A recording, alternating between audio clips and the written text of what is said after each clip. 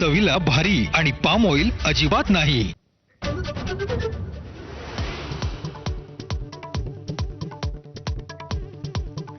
सोलापुरातल्या बंधू मनोहर भोसलेवर आर्थिक फसवणुकीचा गुन्हा दाखल। न्यायालयाकडून 3 दिवसांची पोलीस कोठडी।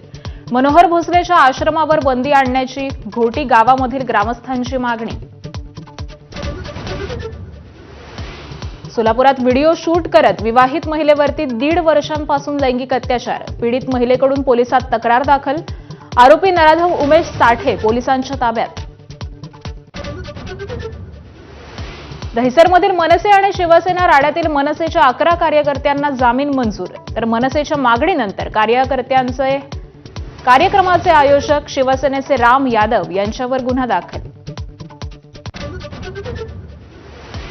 जालन्याच्या बदनापूरमधील कॅनरा बँकेमध्ये 7,31,00,000चा अपहार।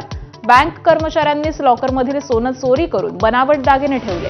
मॅनेजर सराफा व्यापारी अटकेत, 1 आरोपी फरार। दिल्ली लुटल्यानंतर अरविंद केजरीवालांचा पंजाबमध्ये दुसरा शीश महल। भाजपचा तिखट प्रहार। तर कमळ हाती घेताच जुन्या शिलेदारांकडून जोरदार हल्लाबोल। मुंबई पुणे एक्सप्रेसवेच्या प्रवाशांसाठी गुड न्यूज। 1 मे पासून मिसिंग लिंक खुला होणार। अर्धा तास अंतर कमी झाल्यानं प्रवास सुसाट। तर एकनाथ शिंदेंकडून आज मिसिंग लिंकची पाहणी। राज्यभरात मराठवाडा विदर्भासह अनेक ठिकाणी पारा 40 अंशांच्या पार। लातूरमध्ये 9 महिन्यांचा बाळाचा उष्माघातानं मृत्यू। तर गोंदियामध्ये उष्माघात कक्ष।